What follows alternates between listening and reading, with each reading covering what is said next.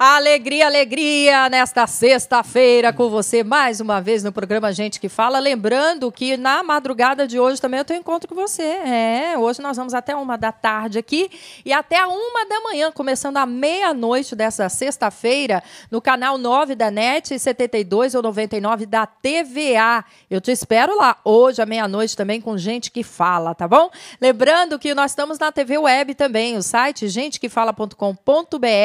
Não vai em rádio online, gente, pelo amor de Deus. Não tá, aquilo lá a gente vai mexer. É TV Êxito. TV Êxito você acessa em TV, aí você nos acompanha ao vivo e a cores, tá bom? 50813782 é o telefone do ouvinte, portanto, ligue, participe conosco hoje.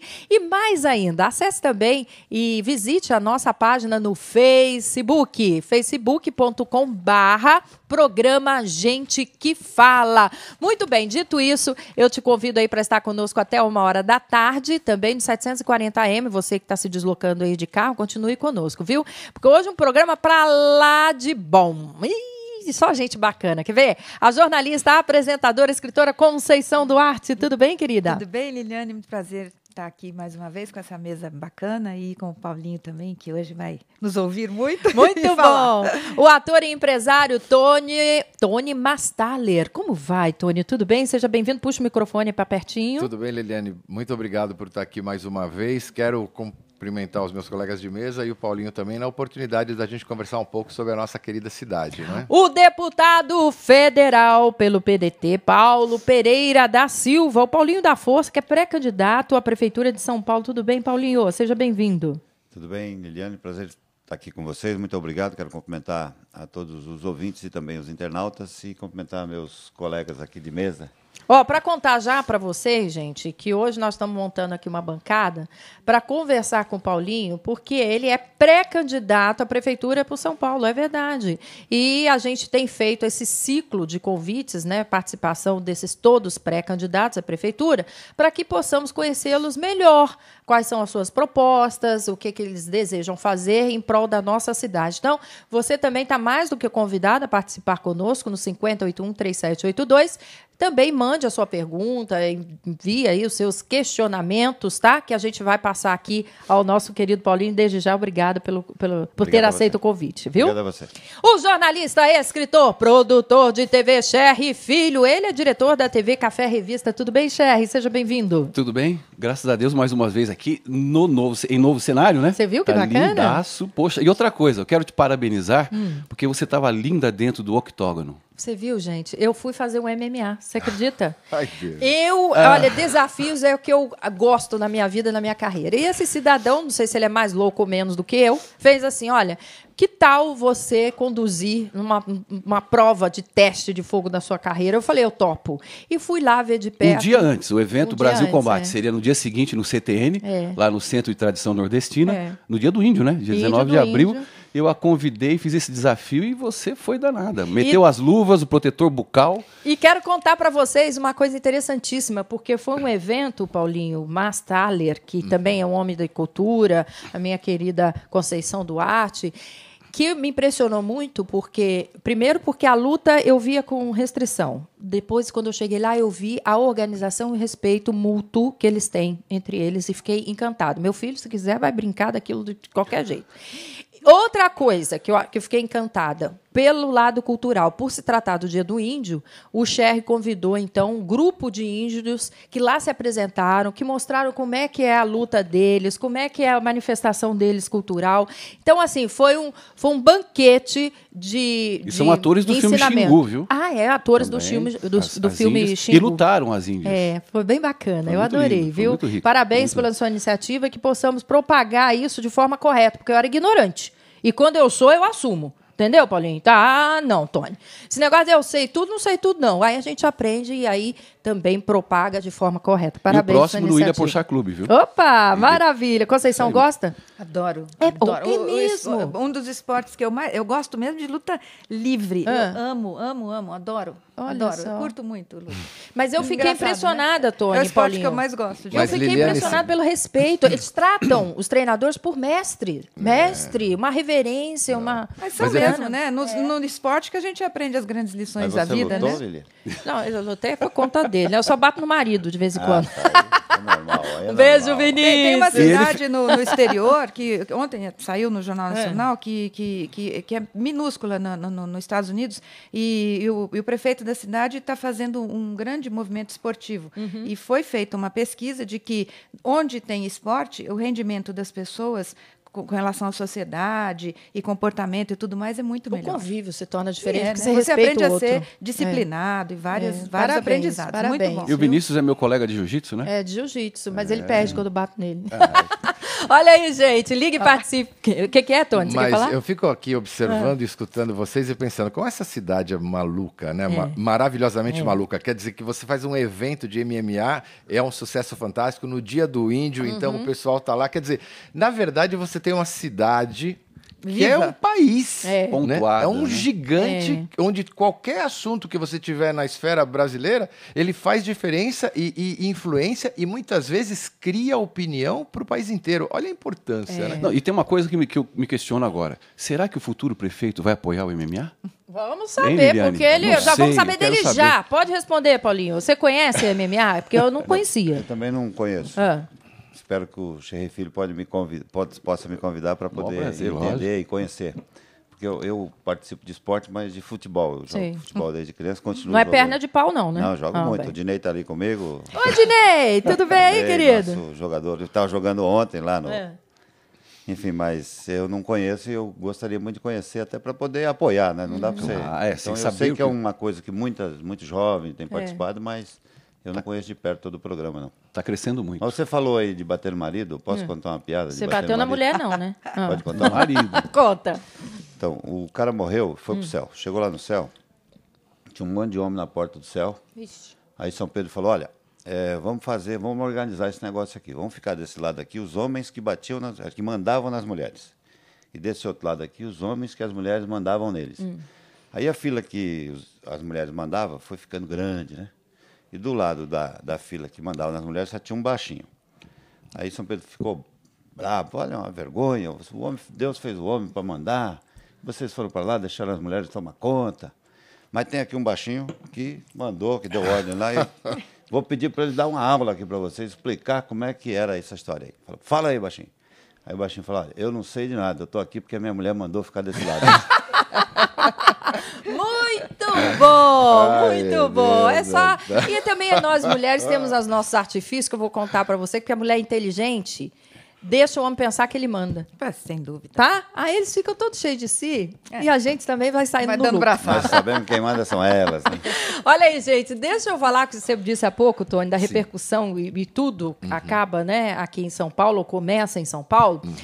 O coletivo Desentorpecendo a Razão pretende realizar amanhã a nova edição da Marcha da Maconha aqui em São Paulo. O evento ocorrerá na Avenida Paulista a partir das 13 horas. Organizadores esperam mais de 5.000 pessoas. Eu quero ouvir o que pensa a nossa mesa, o nosso candidato, pré-candidato à Prefeitura de São Paulo. Começar por você, Paulinho. Você concorda com esse tipo de manifestação ou não?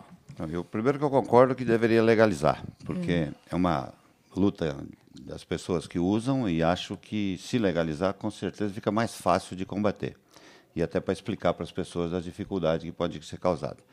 E, infelizmente, a gente não conseguiu aprovar na Câmara Federal nenhuma legislação sobre isso, embora tenha projetos sobre isso na Câmara, mas acho que essa pressão popular e essas manifestações são importantes para que possa pressionar o Congresso Nacional. Mas na Holanda já está fazendo o caminho inverso. Eles legalizaram, determinaram um gueto para que as pessoas pudessem encontrar, pudessem fazer uso da droga e também não deu certo. Será que também nós não estaríamos na contramão da experiência? Essa coisa, não dá para a gente nos basear pela Holanda, né? Eu acho que o Brasil tem uma experiência própria e nós poderíamos usar isso aqui. Então, eu sou favorável à legalização. A legalização. Tony?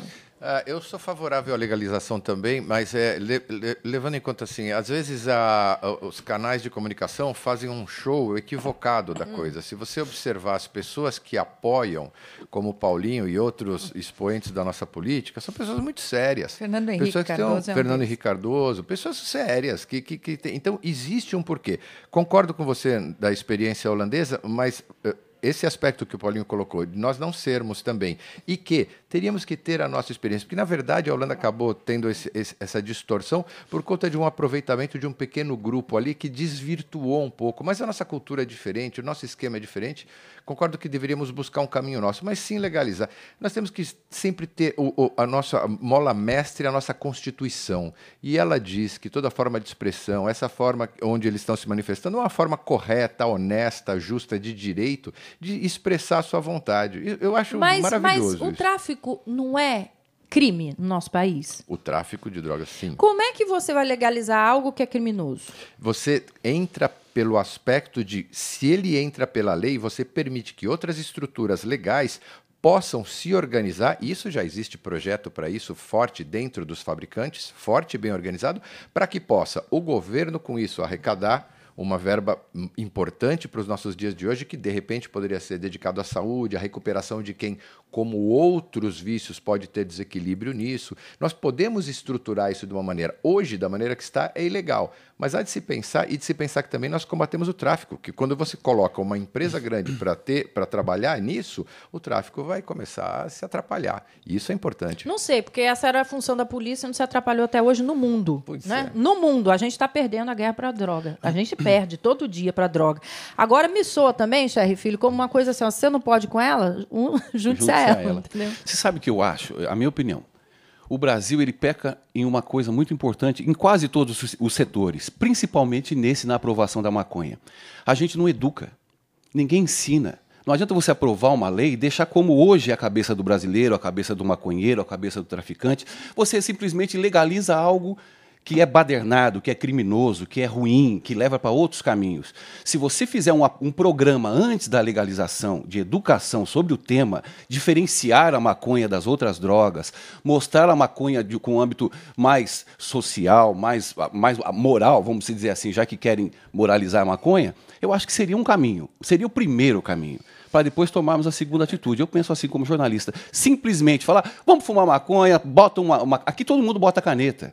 É caneta para lei, agora vão querer liberar aí o negócio de o furto não é crime, sabe? Então está virando uma zorra. Então espero que a gente comece. Nunca mais, dizem que não é de cima para baixo, é de braço para cima. Quem sabe da prefeitura a gente começa a dar exemplos para um país que possa gerar e crescer de forma mais saudável e que a gente possa ter e obter leis um pouco mais severas, certas, e dignas, né? E aplicadas. Ô, Conceição, tem outro fator também que me chama a atenção. Tem que parar de mentir. A gente como mãe, né? Às vezes, por proteção, a gente peca. Você mascara, né? Então, não pode dizer que a droga é ruim. Porque o adolescente, quando experimenta ou tem acesso, ele não sente algo ruim. Mas ela é boa no primeiro ruim. Instante. Não né? é? Ela a primeira vez que você educação. experimenta, a segunda pode ser boa, mas uma terceira, se você bebeu, se você tem algum outro produto químico dentro de você, ela pode dar uma reação complicada. Eu imagino que a população brasileira ainda esteja atrasada para esse entendimento.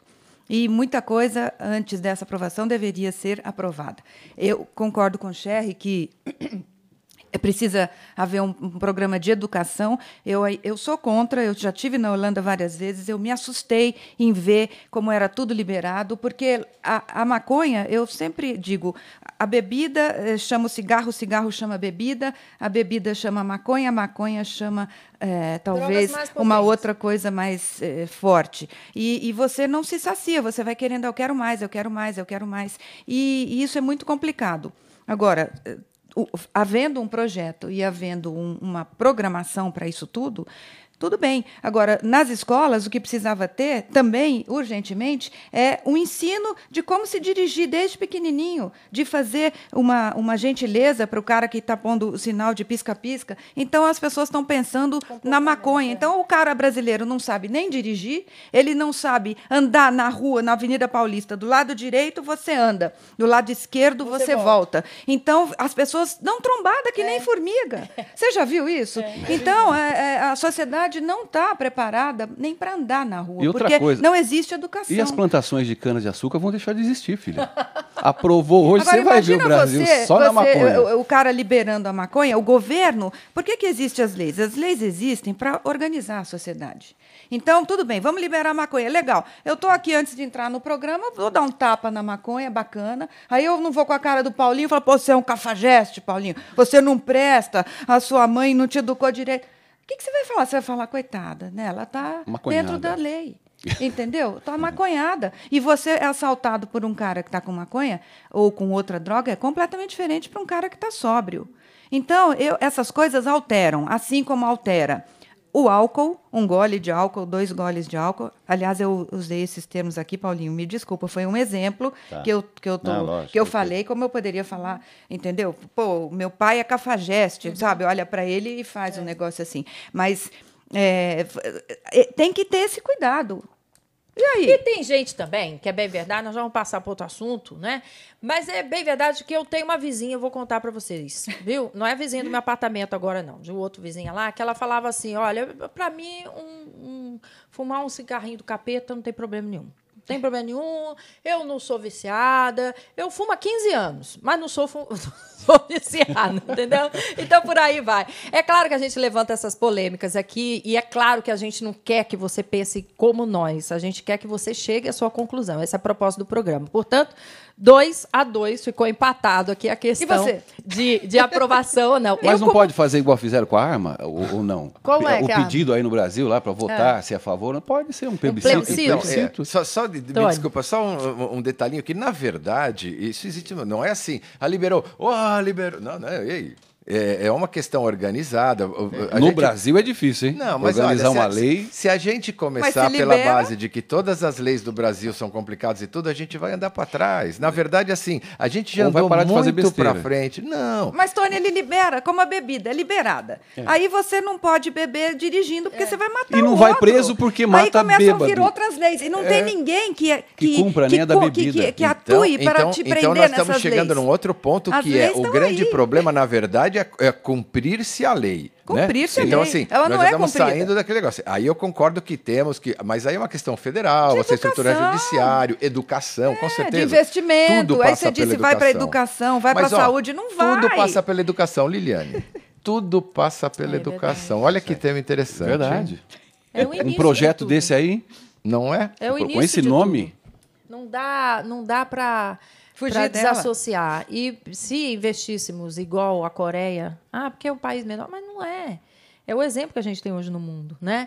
De dar prioridade à educação, a gente cresceria muito mais em todos os anos. Países menores aqui, a gente não precisaria de leis, por exemplo, para respeitar o diferente.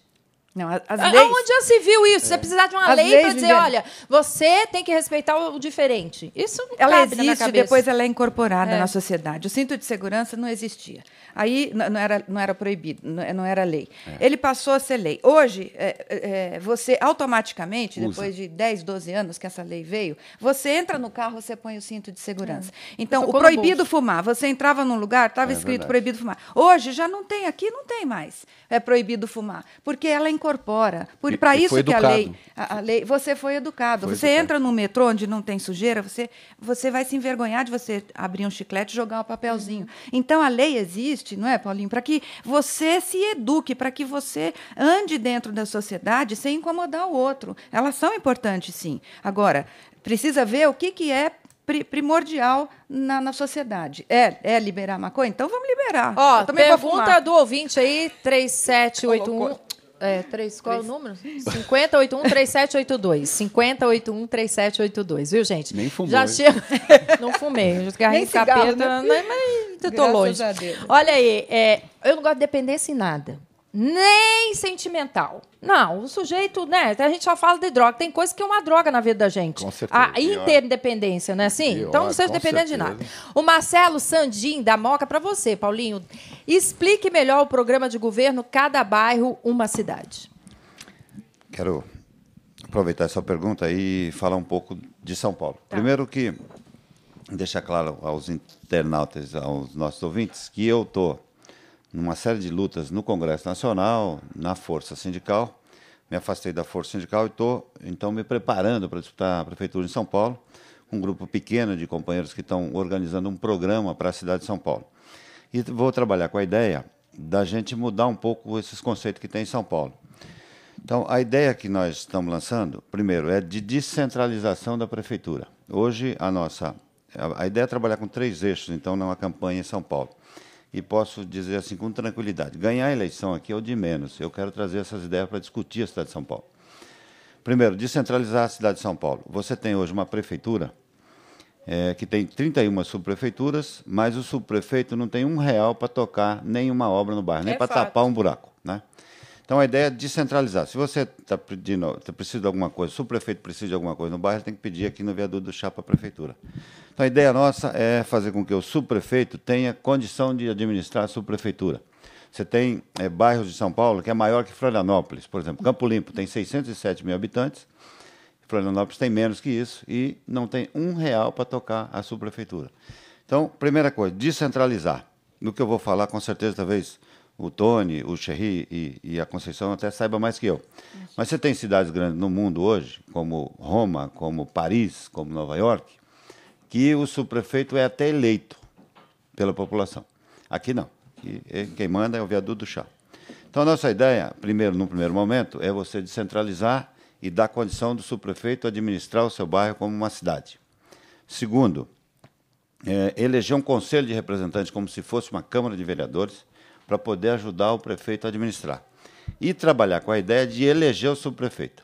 Não estou dizendo que vamos fazer isso no primeiro dia de eleição, que eu ganhe a eleição, no outro dia eu vou fazer isso, porque você tem que organizar. Organizar para poder eleger. Então, a ideia é fazer com que o subprefeito, durante os 4 anos de mandato, digamos, do prefeito, você eleger os subprefeitos, né?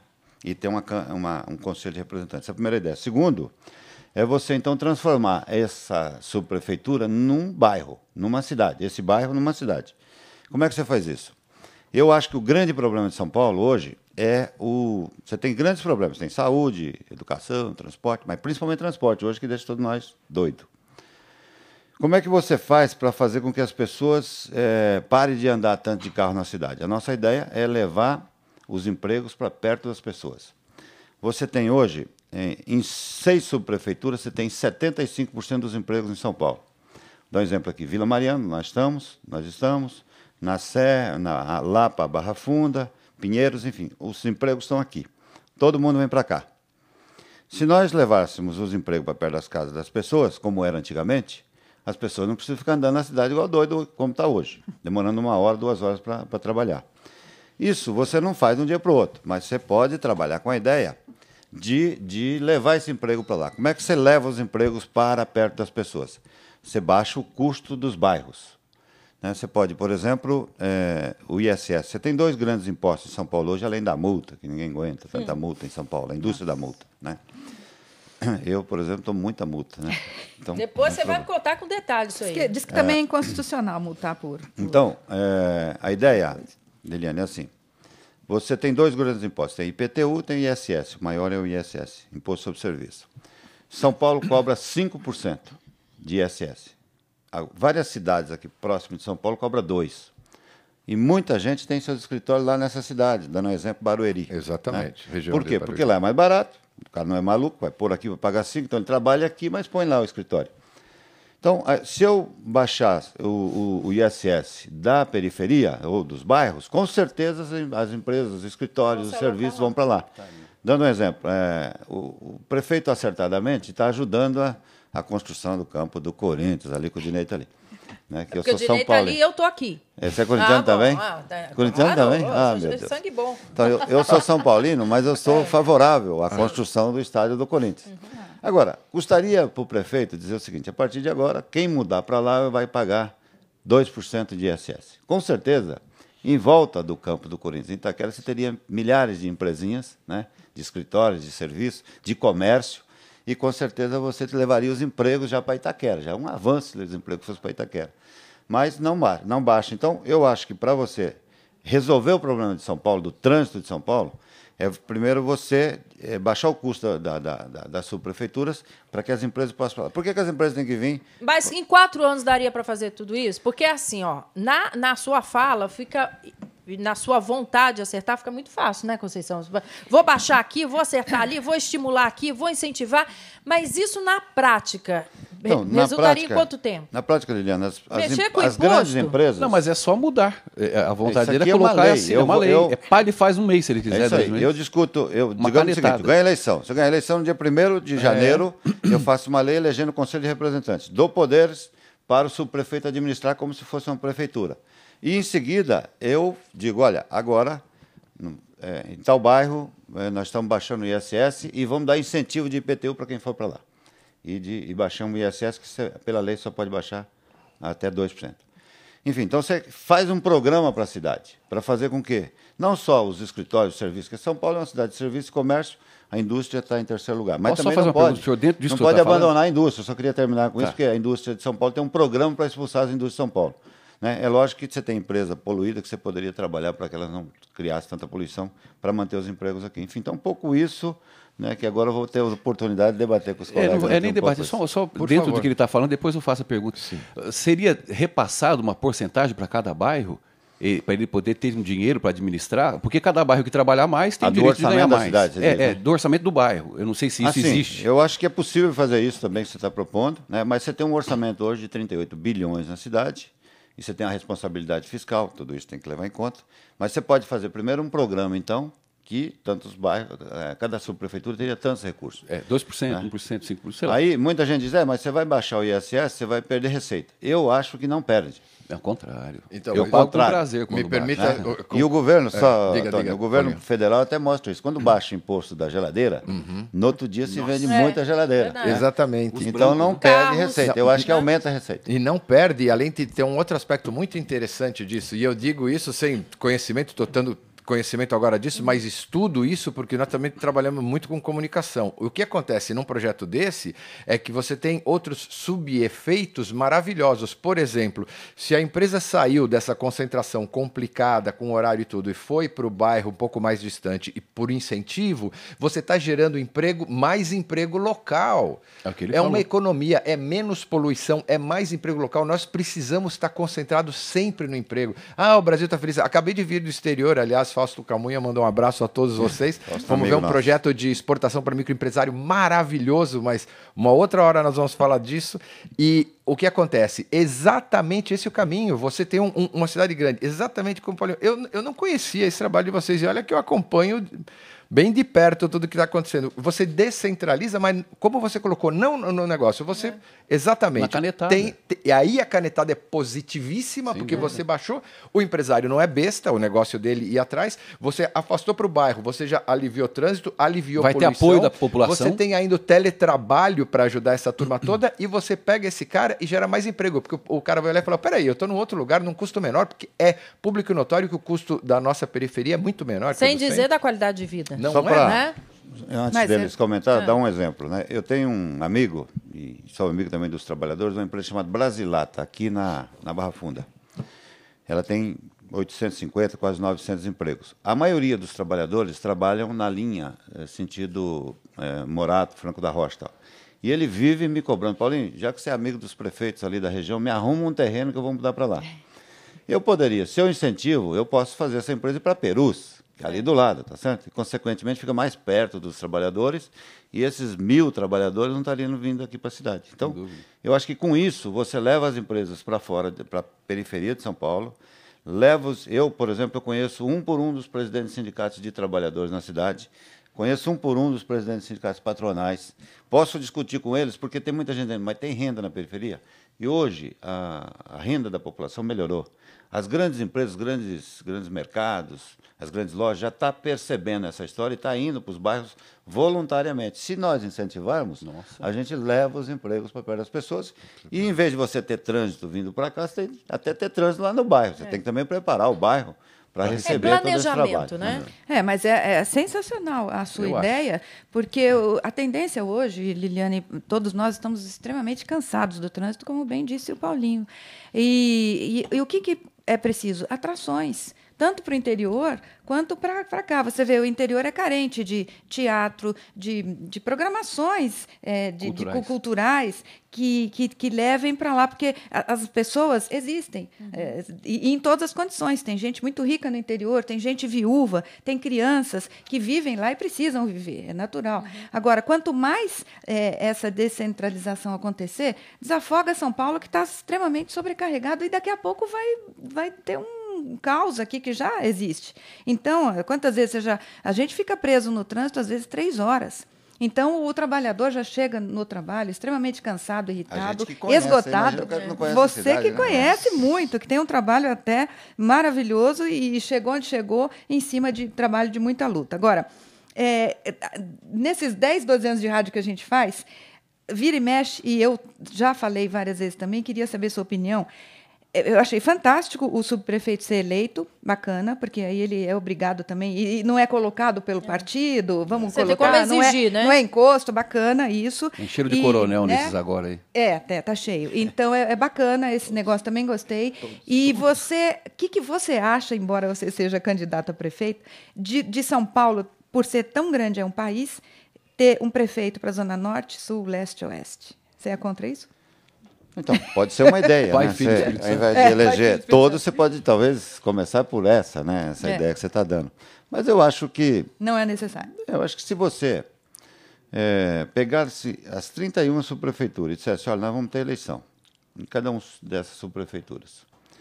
O subprefeito aqui vai administrar esse bairro como se fosse uma prefeitura. Por exemplo, eu estou falando do bairro do Itaim Paulista, né? Tem 373 mil habitantes. Nossa. Se você pegar tudo muito grande. Todas aquelas cidades ali de perto, por exemplo, ele só não é maior que Mogi. Mas Mogi tem 10 mil habitantes a mais do que o Itaim Paulista. Nossa. Né? Mogi não tem 400 mil. Então, ou seja, nós temos um bairro, né, completamente carente, sem recursos. O subprefeito, embora você mesmo colocou, é um coronel, mas ele não tem como fazer, ele não tem dinheiro para fazer nada, não tem poder para fazer. Está amarrado. Se ele pudesse administrar o Itaim, estou dando o Itaim, mas pode ser qualquer outro bairro, né, São Miguel, enfim, como se fosse uma prefeitura, né, ele vai saber, eu tenho tanto de recursos, né, e vou poder tocar aqui as obras desse jeito. É lógico que isso dentro de uma administração central. Como eu estou pegando, como a gente levantou essas ideias aqui, as pessoas começam a te trazer mais ideias. Então, nós estamos pegando o programa que tem em Roma. Nós temos muitos amigos lá e eles estão nos trazendo para cá as ideias de como é que implantou esse programa em Roma, a descentralização de Roma. Então, nós vamos aprender um pouco com isso. Mas o que nós estamos levantando é as ideias. Olha, queremos fazer isso, achamos que vai funcionar, né? E, junto com isso, levar os empregos para lá. Porque quando eu vim para cá, por exemplo, em 76, ainda moleque. Eu sou paranaense, né? E quando eu vim para cá, era muito melhor essa cidade, né? E um pouco antes, né? Você pega em 1950, São Paulo tinha 2 milhões de habitantes.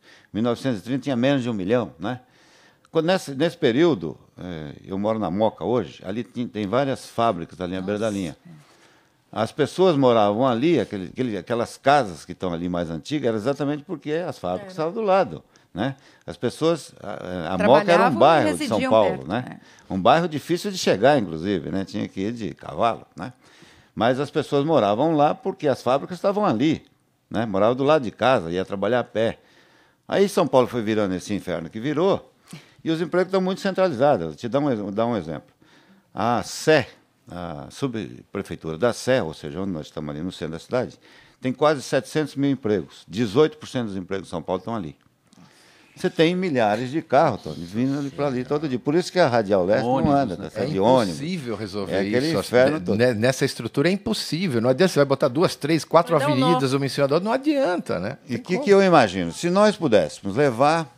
É que eu estou falando com eles aqui, nem estou olhando para o negócio aqui.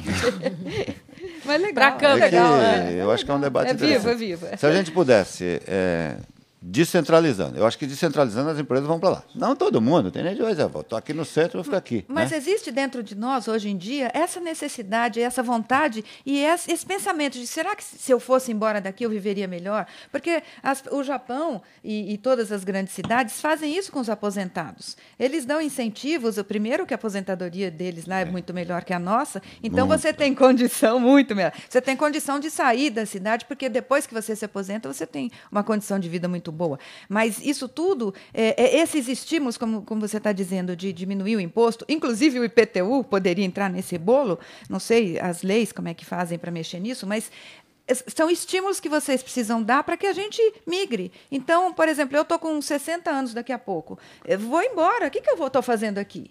Aqui eu sou um emplastro, a não ser que a minha atividade seja grande e bacana. Meu marido está com 80, então vamos embora.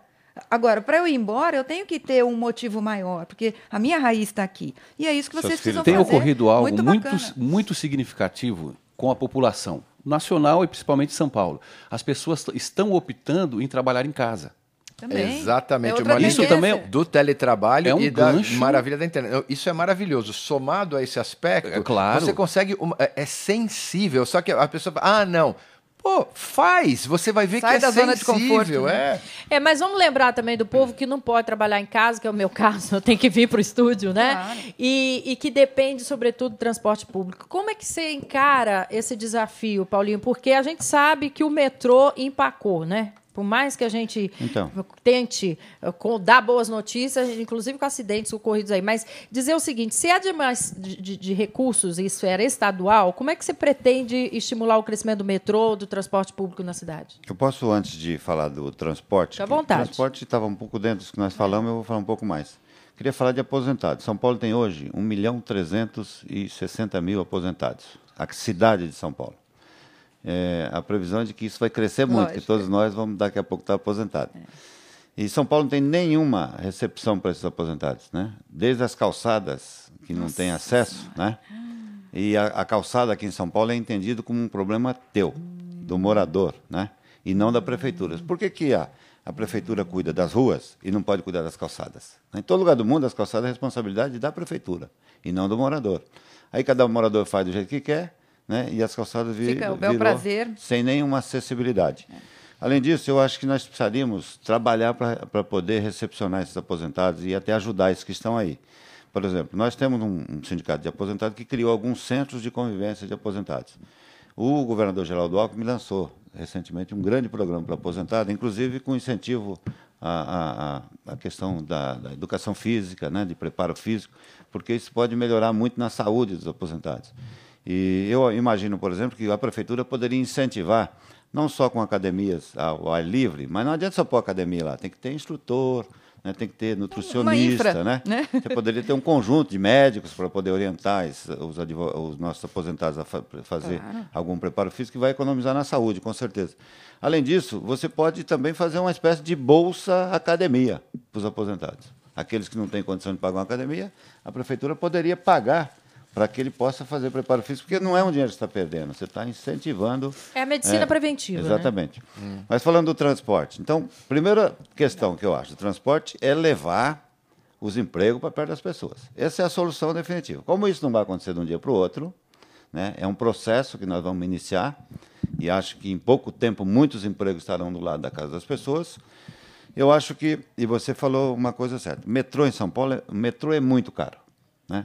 Alguém que disser que vai resolver o problema do trânsito fazendo metrô, ele está mentindo, né? 1 quilômetro de metrô custa 1 bilhão. Toda a infraestrutura, né? Ou seja, 1 quilômetro, tem um buraco que tem que fazer lá. Desapropriação, caro. 1 bilhão. Né? Então, se nós pegássemos os 38 bilhões, que é o orçamento da prefeitura, e falar, nós não vamos gastar nada isso aqui, vamos fechar isso aqui, e vamos fazer metrô, nós faríamos 38 quilômetros de metrô por ano, né? Para as pessoas entenderem o que diabo é isso, né? Ou seja, talvez daria para fazer aquela linha que está se prevendo fazer da Brasilândia até aqui, o centro da cidade. Então, se nós pegássemos todo o dinheiro. Então, não dá para achar que vai resolver o problema do trânsito em São Paulo com o metrô. É lógico que a prefeitura tem que continuar incentivando a fazer metrô e até investir. Então, não tem muito o que se fazer. Alguém que falar que vai solucionar o problema do trânsito... E o transporte público? deixa eu dizer o que eu acho que poderia ser feito. Primeiro, incentivar corredores de ônibus, aumentar corredor de ônibus. Eu imagino fazer um corredor de ônibus nas marginais, interligando com as estações de metrô e trem, porque entre as marginais ali você pode fazer um corredor de ônibus, que as pessoas... Tem gente que mora na Zona Leste e vai trabalhar na Zona Sul. Então você poderia ir por ônibus, né? Que o ônibus corre livre na marginal, vai chegar mais cedo lá, com certeza, em vez de atravessar a cidade. Dependeria do governo isso? Depende da prefeitura, basicamente. Tá. Né? Eu acho, então, incentivar corredores de ônibus e, principalmente, fazer essa linha entre Marginal Pinheiro e Marginal Tietê. E você fazer, por exemplo, você falou uma coisa, multa, né? O dia que chove, hoje, infelizmente, não está chovendo, os faróis viram um inferno. Não existe. Não funciona. Mas os radarzinhos que te multa continuam funcionando. Um fenômeno. Não dá problema naquele jeito nenhum. Para multar, Tony. Que loucura isso, não é? Então, com a tecnologia que nós temos hoje, você pode fazer farol inteligente, né? Que hoje mesmo a gente estava vindo para cá, passamos o farol, aí o farolzinho daqui está fechado. Aí você para aqui, para tudo para trás. Né? E para aqui também, porque você parou ali no meio, já vem o cara e te multa. Eu acho que é para multar que eles fazem aquilo. Porque você parou no meio da rua, porque você vai entrar, não pode entrar. O Ranachiro disse que está cheio de ao invés desse farolzinho aqui estar aberto, porque não tem um porquê desse farolzinho estar fechado, entendeu? Porque o que está segurando os carros de cá é esse outro aqui, não é esse aqui. É verdade. Então, aquilo ali é uma engenharia para multar as pessoas. A quarta arrecadação, Xerri, de São Paulo é multa. Uma vergonha. A quarta arrecadação de São Paulo é multa que se faz nas pessoas. Então, eu acho que uma das coisas que poderia fazer é você fazer uma engenharia com esses faróis deles ser inteligente. Além disso, você poderia trabalhar com a ideia do metrô, fazer grandes estacionamentos, né, nos metrôs. Enfim, eu não vejo mais que isso, não. Entendeu? Qual é a primeira arrecadação? Você falou em quarta, eu fiquei curiosa. IPTU, aliás, ISS, IPTU, e a terceira... Trânsito? Não, tudo bem. Terceira não me lembro. Eu acho que eu sempre pensei que fosse a quarta é multa. Quarta 1 bilhão e 700 milhões de reais a prefeitura arrecadou a semana passada. Olha, você pode participar aqui também fazendo perguntas para o Paulinho. Ele que é pré-candidato e nós prometemos, né, para você que traríamos todos os pré-candidatos. Estamos contando aí com a presença dele, do Paulinho. Você pode participar conosco, 5081-3782. Em São Paulo, você vai descobrir novos lugares, sabores, experiências e gente talentosa.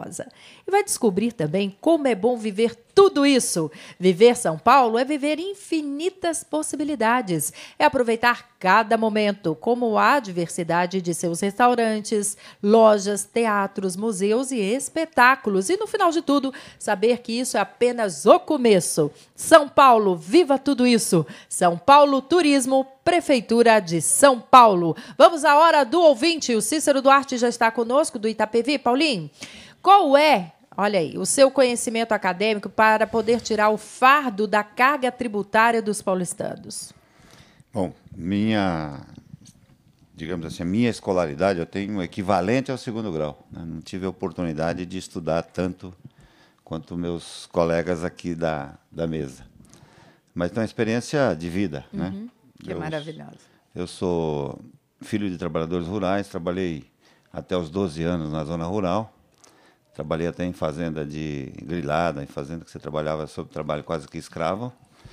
Mudei para o Paraná, em Londrina, na cidade de Londrina, fui vender jornal na rua, trabalhei num jornal onde aprendi muito de política quando era garoto. Vim para São Paulo, fui ser metalúrgico. E aí aprendi um pouco mais na área sindical. Então, eu sou sindicalista, né? Fui presidente do Sindicato Metalúrgico de São Paulo, estou presidente da Força Sindical Licenciada, enfim, tenho uma experiência nessa área, sou deputado federal. O terceiro mais votado de São Paulo e o 11º deputado mais votado do Brasil. Enfim, tenho uma experiência, então, da vida, né? Não sou acadêmico, né? E acho que tenho, então, condição. Fiz algumas coisas na Força Sindical, além de melhorar a vida das pessoas de salário, de emprego. Montei um centro de atendimento em São Paulo para trabalhadores desempregados, na época que já empregamos durante esses 14 anos, mais de 500 mil pessoas, com certeza passaram por lá. Encontrei um companheiro aqui, mesmo dizendo que várias vezes encontrou emprego lá na Força Sindical. Enfim, fiz muito por São Paulo, além da luta tradicional aí pelo salário, emprego, enfim. Então, acho que eu tenho uma experiência aqui. Fui candidato a vice-presidente na chapa com Ciro Gomes em 2002, fui candidato a prefeito em 2004 e fui eleito deputado federal em 2006 e fui reeleito agora. Enfim, então tem uma experiência da vida, né? Um pouco parecido com o Lula, que veio só que o Lula veio do Nordeste, eu vim do Paraná, né? Mas eu acho que na vida de pobreza é um pouco essa. Então eu tenho um pouco de conhecimento de São Paulo, dos problemas de São Paulo, de moradia, né, de transporte, da saúde de São Paulo, que é uma vergonha, talvez nós pudéssemos até falar Vamos falar já disso, já. Né? Enfim, a então, Madalena quer te perguntar também, ó, ela é do bairro do Pacaembu. É para você, Conceição. Se a Ana Maria Braga não tem audiência, por que então o programa dela está há mais de 14 anos no mesmo horário e tem uma carteira de anunciantes de primeira linha e os seus livros são sempre grandes sucessos editoriais? Você já deu a resposta. Ela está no maior veículo de comunicação do Brasil e do mundo. A Globo é considerada um dos maiores veículos. Ela faz anúncio do próprio livro dela, assim como o Jô. Então, ele tem a mídia a favor dele, a vitrine. Isso vende muito, muita gente assiste. A Globo desligada deve dar 14 de Ibope. Eu sempre digo isso, né? Ela tem sempre alguém ouvindo a Globo, tira o som e fica ligada. É uma companhia. E a Ana Maria Braga tem os anunciantes que querem ela, assim como o Galvão Bueno. Às vezes a população não gosta, existe uma rejeição de pesquisa, você vê lá no estádio, fora Galvão, mas os anunciantes querem. Então, é uma coisa que está sempre acima talvez do seu entendimento, da sua vontade e do entendimento da maior parte das pessoas. Mas uma grande parte das pessoas quer ela lá. Por então, isso vou dar só um exemplo, Paulinho. A gente tem que desassociar audiência da parte economia e da parte comercial. Porque eu participei do Aqui Agora, éramos líderes, inclusive, em relação à Globo, mas não tínhamos anunciantes. Ninguém queria anunciar no Aqui Agora. Exatamente. E éramos líderes, percebe? A Globo faz quem ela quer. O fato de você ter anunciante não significa que você é, por excelência, bem visto ou bem assistido, né? Mas eu gostei de ouvir essa da Conceição, né? de que 14% desligado. E Já falou tá lá. do Galvão Bueno, né? O Galvão Bueno é espetacular, né? Porque o Rubinho está em último, ou o Massa agora, né? E ele fala, vai agora, está indo bem. E a gente fica achando que o cara vai ganhar, né? Porque o cara está lá em último. Vai dar um jeito, vai dar um jeito. Mas ele tá torcendo. O Jaime do Jardim Bonfilholi para você, Paulinho. Ó, pergunta assim, qual é a sua posição sobre a proposta da CUT de extinção do imposto sindical? Sou contra. Por quê? Porque o imposto sindical é uma contribuição, vamos repetir o que é, dos trabalhadores para o sistema sindical, para a estrutura sindical. Então, essa contribuição ela vai para a federação, para a confederação, para os sindicatos. É que eu fico olhando lá. Olha a tua. Estou aprendendo aqui. Opa! A contribuição sindical, ela que garante a estrutura dos sindicatos e garante o funcionamento dos sindicatos. Hoje, se algum trabalhador tem direitos, como férias, 13º, fundo de garantia, licença maternidade de 120 dias, e agora estamos querendo levar para 180, licença paternidade, enfim, esses direitos que nós temos foi graças aos sindicatos. De graça ninguém daria. E acho que quem trabalha para acabar com essa contribuição, essa pequena contribuição, se acabar essa contribuição, você desestrutura o sindicato. Você acaba com as federações e com as confederações, e o sindicato fica isolado lá sozinho, não vai fazer nada, e quem vai perder são os trabalhadores. Em todo lugar do mundo que os trabalhadores pagam voluntariamente, os seus direitos não existem, como nos Estados Unidos. Então, aqui, embora pouca gente é sindicalizada, mas os direitos dos trabalhadores são garantidos para todos. Aumento de salário, o sindicato que faz. Né? Ninguém dá aumento de graça, a não ser quando o cara tem muita relação com o chefe lá. Então, acabando com o imposto sindical, você desestrutura e, com certeza, daqui a pouco nós não temos mais férias, não temos 13º, não tem fundo de garantia, tem aqui provavelmente um regime chinês que talvez alguns gostariam de implantar aqui, quando os trabalhadores não têm direito. Orlando dos bairros Jardim Novo Horizonte, para você, Cherry Filho, há uns 6 anos atrás, a Record anunciou muito festiva, que em 2011 já estaria em empate técnico com a Globo e em 2012 iria consolidar a liderança. O que acontece com a emissora da Barra Funda, que em vários horários fica em 4º lugar atrás da Globo em SBT e Bandeirantes e com frequência perde para o Chaves e para a reprise de novelas mexicanas, porque não leva a gente. Se a gente estivesse lá agora, a gente estaria dando audiência. Não, Paulinho? Você fala sério, Tony. Não é? Conceição Duarte. Muito melhor que a Ana Maria Braga. Seu Paulinho está falando. Vamos lá, Cherry, seu comentário. Não, eu penso o seguinte, não existe que a Record estava colada na Globo. Existe picos de audiência. Essa novela maravilhosa do Rei Davi, que passou muito bem feito, deu audiência lá em cima, bateu em todo mundo. Eu adorei também assistir. Não é? Então, esses momentos, o SBT, teve uma época que o SBT estava assim com a Globo. O Silvio Santos, eu não sei que deu uma louca nele, que ele despediu 600 num dia, depois mais 500 no outro. Ele foi arrasando com a brincadeira dele e ele acabou caindo lá para 4º lugar, sei lá, e que vai para 5º, para o 6º. Por quê? Ele tinha qualidade, ele estava crescendo nas suas aberturas, nos filmes que ele fazia. Tinha novidade também. Tinha novidade. Um dia ele matou a Globo no jogo do Vasco e no final, lembra? Ele colocou... Vasco e não sei quem, Corinthians? São Caetano, perdão. Ele pegou e meteu o SBT aqui em cima, em toda a camisa dos caras. O Galvão Bueno gaguejou que nem galinha velha. Estão entrando. E eles entraram. Então o Silvio estava batendo forte. De repente, esses caras vão soltando a rédea e a Globo é firme. E eles não têm coragem de peitar a Globo. Todos são medrosos, temerosos. Ninguém faz boas novelas, ninguém traz bons filmes. Não é? Eles vão recuando. É que nem numa luta de MMA, quando o cara é bom, é campeão, Anderson Silva, o cara já entra com medo, torto. Já entra apanhando. Então ninguém encara o cara. E para completar a pergunta da moça que fez a pergunta para mim, muitos atores das novelas da Globo que estão na Record. Então, mas a qualidade, veja bem, a qualidade das novelas da Record é terrível. Você não consegue assistir um dia, ou meia hora, porque a iluminação é ruim, o roteiro é ruim, direção é ruim, é tudo triste. Esse Rei Davi veio mudar esse quesito. Você viu o figurino maravilhoso, eles foram lá, eles filmaram. Luz, direção, então eles bateram. Se eles fizessem isso aí que acabou, eu acho que vai entrar agora José, alguma coisa assim, vai bater também. Se eles fizessem as novelas naquele nível, eles talvez pudessem chegar um pouco próximo à Globo, o que não ocorre. Olha aí, a Célia Helena do Pompeia para você, Tony, a pergunta. Sim. Com as várias arenas multiuso que estão sendo construídas em São Paulo, incluindo o estádio do Corinthians e também Morumbi, haverá mercado de shows e espetáculos para todos esses lugares? Eu tenho certeza absoluta que sim, e eu acho que vem a complementar uma necessidade de São Paulo, tanto do ponto de vista de esporte. O que está acontecendo hoje é importante. Percebam que, assim, no bom sentido, o brasileiro e o paulista cobra, e tem todo o direito de cobrar, essa Copa não vai dar certo, isso aqui não vai dar certo, o aeroporto... Eu acabei de voltar hoje, 6 horas da manhã, ainda não dormi, e assim, realmente, estamos com problemas nos aeroportos, estamos com problemas em várias coisas, mas está se trabalhando, é importante que se diga, para que as coisas comecem a entrar mais no eixo. E a gente está passando por um momento que é extremamente positivo de aproveitar esse desenvolvimento e fazer, por exemplo, nas novas arenas, trabalhos mais interessantes, comércios ao lado, para que o pequeno empresário também possa se aproveitar disso. E isso, com certeza, com a nossa potencialidade de espaço e de gente, nós somos a cerejinha do bolo do mundo hoje para qualquer atividade artística, em qualquer ritmo, situação, espetáculo, manifestação, show. Né? Agora, Paulinho, se você for eleito, né, nos maiores eventos de São Paulo, você vai estar prefeito, que é a Copa do Mundo e também as Olimpíadas. Como é que você encararia todo esse desafio? Bom, primeiro que eu quero concordar com o Tony, que quem fala que nós não vamos terminar as obras até a Copa do Mundo, não conhece o que aconteceu na construção civil. Nós demoramos 19 anos para fazer a usina de Porto Primavera. Hoje, uma usina no meio da mata, eles fazem 2 anos. Com menos de 2 anos começa a funcionar as turbinas. Então, tem uma tecnologia hoje.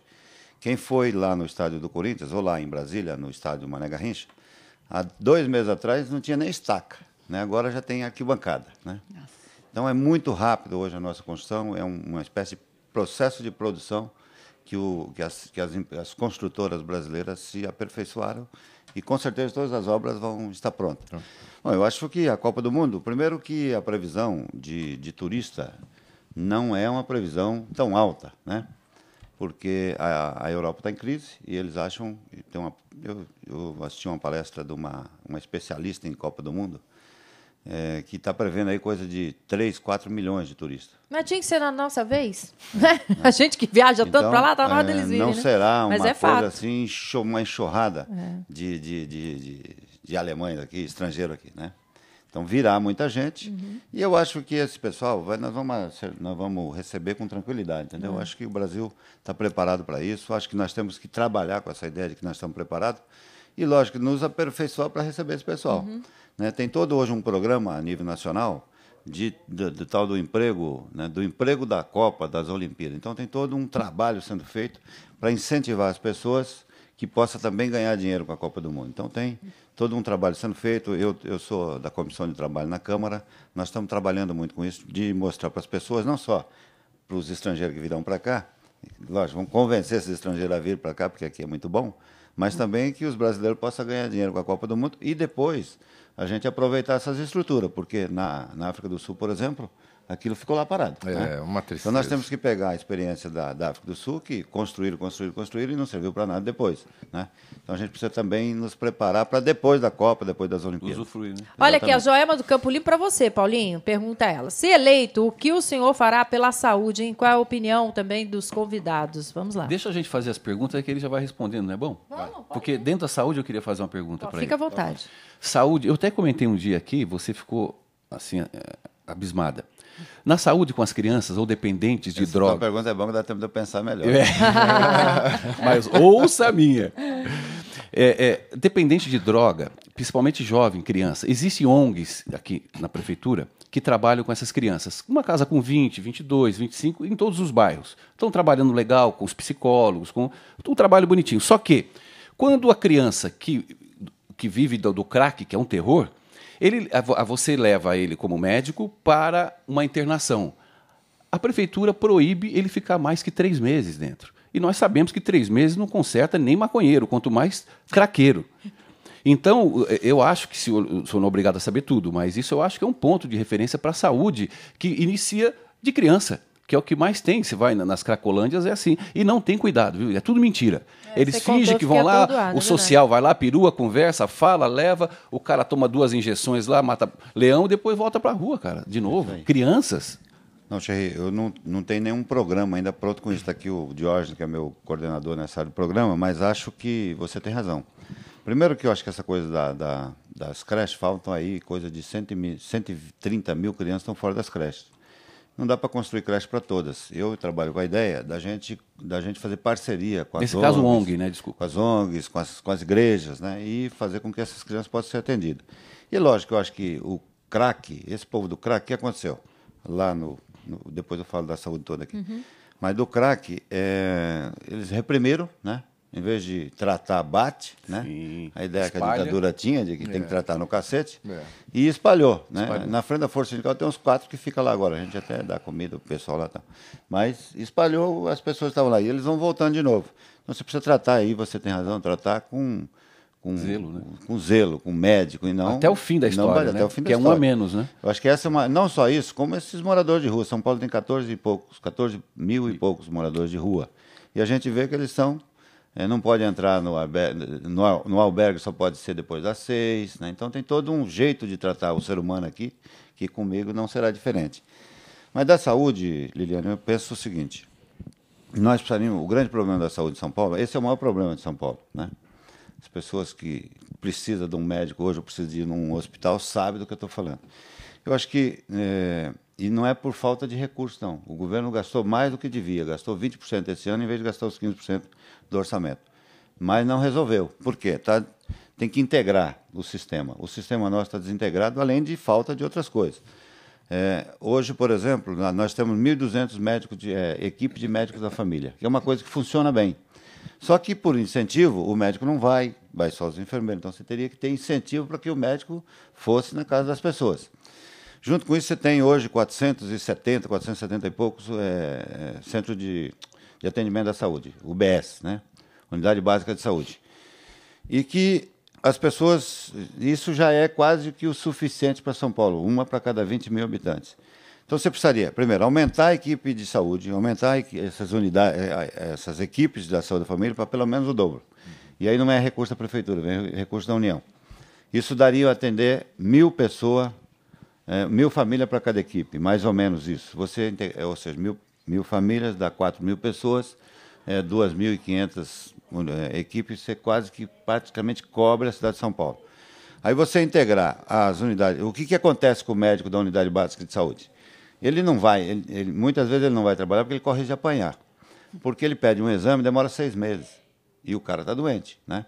Então você teria que fazer, dar condição para esse médico trabalhar lá e criar, aí você precisa fazer pelo menos uma em cada subdistrito, fazer uma unidade de especialidade, uma unidade básica de especialidade, para que o médico lá da unidade básica de saúde, ele pede um exame, e você ter regras, olha, vai ter que fazer em 10 dias esse exame. Então, a prefeitura pode determinar, e ele vem nessa unidade de especialidade e dá o retorno para o médico, para esse paciente, né? Então, os médicos não vão porque vai ficando a situação ficando ruim para ele, né? Além disso, você tem que integrar com o hospital, né? O hospital tem que ser a última. São Paulo até que não tem... São Paulo tem 16 hospitais e 16 hospitais de pronto-socorro. Então, nós precisaríamos comprar, não dá para ficar falando que eu vou comprar fazer mais hospitais. Você poderia comprar da rede privada 3 mil leitos. Com isso, você resolveria também o que pede a OMS para poder atender as pessoas. Então, você integra o sistema. Eu acho que integrando o sistema e pondo mais condição para os médicos, para os funcionários trabalhar, você poderia resolver a questão da saúde. É claro que uma hora não dá para ele expor tudo que ele pensa, tudo que ele quer, mas um pouquinho do Paulinho vocês conheceram hoje, um pouquinho mais, né? Você que já é eleitor dele, como deputado federal. Agradecer muito a presença, a participação da Conceição Duarte, do Tony Mastaller, do Cherry Filho, em especial a sua, que se propôs estar aqui conosco, viu, Paulinho? Abrindo seu coração aí, as suas ideias para os nossos internautas e ouvintes. Obrigada. Quero agradecer aos internautas, ouvintes, agradecer a você, Liliana, direção da rádio, por ter me convidado, aos meus parceiros aqui, Tony, Cherry e a Conceição, pela gentileza aqui das perguntas, porque normalmente esses entrevistadores vêm só para bater no cara. Só lascar, né? Você foi cariciado. Eu só quero desejar, eu sei que o tempo está correndo, desejar a você, se você for prefeito, porque você é um cara extremamente carismático e simpático, que você não esqueça do valor que tem um cidadão para o seu estado. Muito bom! Ó, hoje, meia-noite, tem um encontro com você, hein? Canal 9 da NET, 7299 da TVA. Direção, Geraldo Fausto Camunha, Zenilda Salvato. Produção, Nicole Dalmaso. Som, Cléo Rodrigues. Na técnica, Darina Freitas, Luiz Felipe Batista, Luiz Las Casas e Benebenê. Eu espero você hoje à meia-noite. Um excelente fim de semana. Um beijo a todos e até lá. Espera um pouquinho, tá encerrando. Paulinho, eu gravei contigo, eu era diretor do Magrão. Você foi na casa